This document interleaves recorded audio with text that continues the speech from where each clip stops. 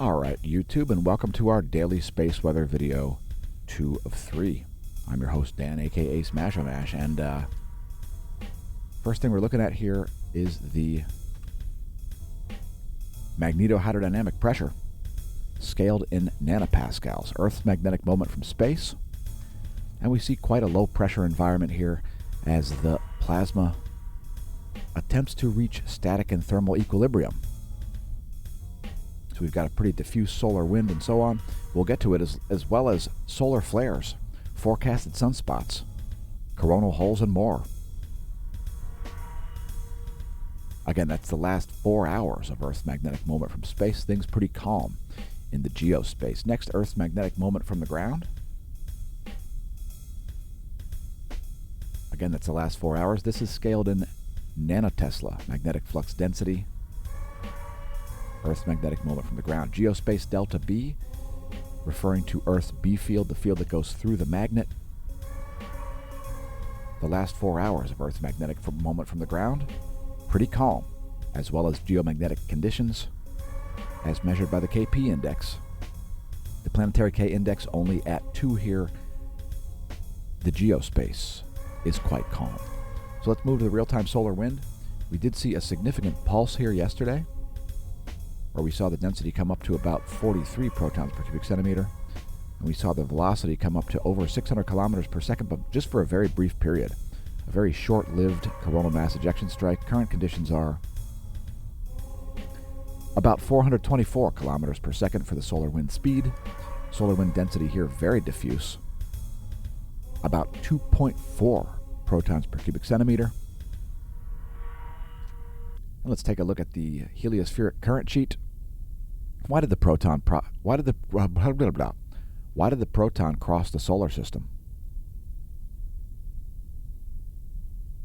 To get to the other current sheet. Earth is about to get to the other current sheet, the North Pole current sheet, shown here in green. There it is. Here's the South Pole current sheet, in which the Earth currently lies. And the data definitely doesn't lie, but some people certainly do. So in any case, Earth could snap into a North Pole current sheet at any moment, and this is the data that we use to forecast the sunspot that's now rising in the southeast. We'll get to it. It's produced an M-class flare already. Next, the GOES magnetometers, and they're pretty smooth here. The GOES 17 did have to turn on its thrusters to maintain its geosynchronous near equatorial orbit. That's what the arcjet moments are. The turning on of the thrusters creates plasma, which can affect the magnetometer readings. Let's go to the line of sight ecliptic plane field plot. There you have that.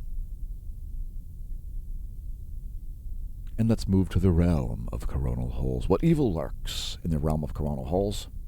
Streaming protons. So the most important feature, in my opinion, of a solar cycle is the solar polar field reversal process, where the North Pole becomes the South, and vice versa. That's what you're watching on this view. This shows the sun's B field lines in blue. Again, the B field is the field that goes through the magnet. And as the sunspot cycle progresses to solar maximum, the fields are in the middle of reversing. So here's a visual of the coronal hole setup. 193 angstroms from the SDO. And these coronal holes not all that well defined. The sun fairly homogeneous with its plasma. There are some massive filaments also. You can see a filament here, and one there. And you can see this active region rising down here. Again, it did produce an M-class flare. We'll get to that with some close-up imagery in a moment. First, we'll move on to sunspots. So we've got some sunspots here. 3005, I'm not sure if that's even still a sunspot. If it is, it's pretty weak. The most interesting one, besides this rising region over here, is 3004. It's gotten more complex since yesterday. You can see over here on the intensity-gram imagery that it's got quite a few umbrae there. It's got opposing magnetic fields, making it a beta-gamma class sunspot. But I think that the new news is this sunspot down here that we forecasted. It's sunspot 3006. Again, I used the magnetic data to guess that there would be a sunspot or active region rising or forming in the southeast. And there you have it. Let's take a look at the full disk in 1700 angstroms. I would focus your attention on this region right here. You can see that's growing in complexity in the past 24 hours, which is the scope of this video clip. So likelihood of flares has gone up a bit, especially with the rising of that active region, but also with the complexification of Sunspot 3004.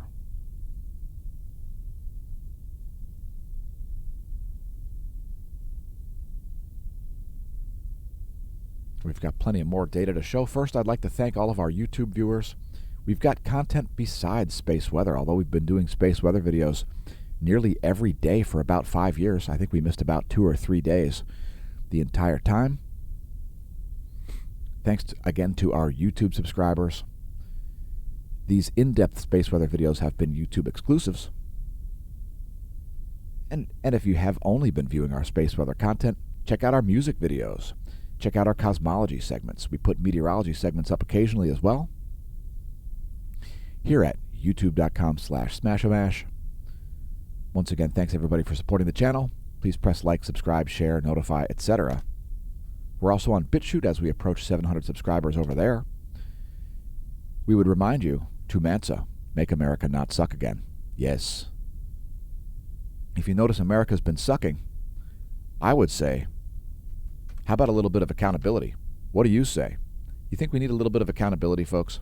You're held accountable. Accountability always comes. So when is it coming for certain people who've been making America suck again?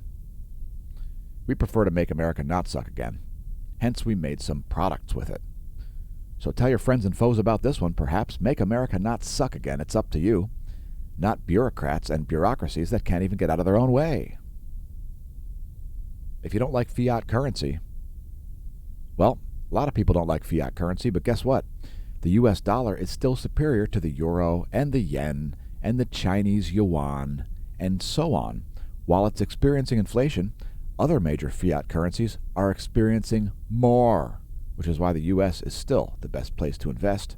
It's still the world's economic powerhouse. Whether you like the US or not, its economic viability is quite undeniable. So, once again, we implore you to make America not suck again. Number 1, engage. You can find links to that on the homepage. We'll get to that. We also stream live to Twitch on the regs. Twitch.tv/smashomash. Thanks to our Twitch followers as well. We would like all of you to respond to our poll on Twitter. On April 30th, we put up a poll. FYI, we think it's hilarious that we've got less than 250 followers. The idea that Elon Musk is some sort of savior for free speech is similarly hilarious. What do you think? Twitter is the same or Twitter's fixed?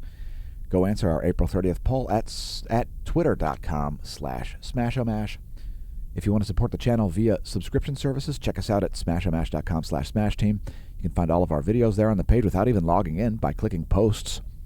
Thanks most of all to our gold and silver Smash Team members. smashomash.com/smashteam, a replacement for Patreon, although we are still on Patreon. And welcome to the Neo-Renaissance. You can find links to our Patreon, our PayPal, and so on at the homepage at smashomash.com. Also a permanent link to our Discord chat and more on that homepage. Welcome to the Neo-Renaissance. Congratulations on realizing the channel exists. Shout out to Smash staff. Give her a raise by dropping us a couple bucks per month or by picking up some merch. You can find the link to the merch right there at the homepage. No spikes in the proton flux caused by that M-class flare. And here is the M-class flare. The peak flux was just this morning at about 8 o'clock Universal Time. And let's take a look at it. So here's the full disk in 30 frames per second, 131 angstroms from the SDO, the Solar Dynamics Observatory. I think it's my favorite telescope. What's your favorite telescope? Let us know in the comments.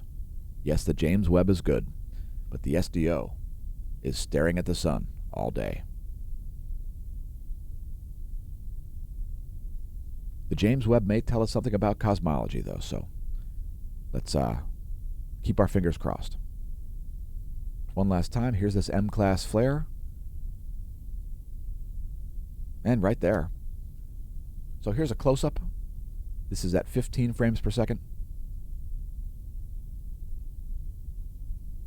some C-class flares at the beginning. And there's that M-class flare. We'll let it play through one more time.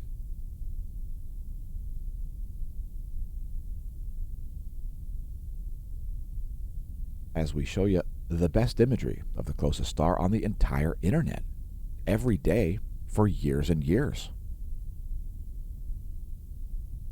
Yowzers. And here's 94 angstroms. The other best wavelength to view solar flares from the SDO. It takes 10 images per minute instead of only 2. Like the 131 angstroms, they're both ionized iron, if you're wondering what the 94 and 131 angstroms are. They're ionized species of iron, very hot iron that's missing some electrons. We'll let this play through once again to show that M-class flare.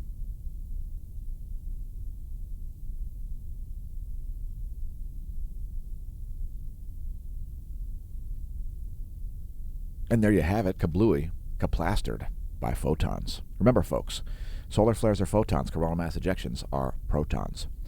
Next, your star chart. Great morning sky continues with Saturn, Mars, Venus, and Jupiter all rising ahead of the Sun. If you're up before dawn, maybe check it out. That star chart is the all-sky chart from in-the-sky.org. Here's a planetary forecast. This is where bodies are now.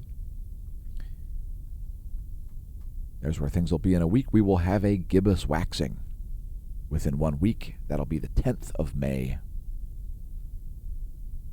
And the fact that Venus, Mars, and Saturn are in a line means just this side of nothing. Last but not least, we're going to show some coronagraph imagery. We've got very old data from Stereo A, so we're not going to look at it. We're only going to look at the Soho-Lascaux C2 and C3 located here at Lagrange 1 in between the Earth and Sun.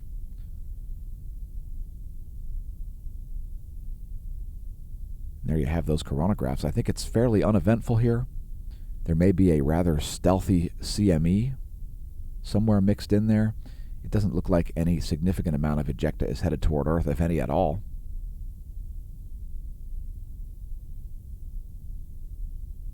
It looked to me like it was mostly off to the west, but if there is a coronal mass ejection strike that's earthly directed in there, it's going to be pretty minor. We certainly don't see a classic halo coronal mass ejection. We do see the end of this video arriving, though. So thanks for tuning in. Congratulations on realizing the channel exists. Once again, press like, subscribe, etc. Visit our links. Pick up some merch. Give Smash staff a raise, as she is a partner in the operation. Thanks again, viewers. And may that solar wind be at your back.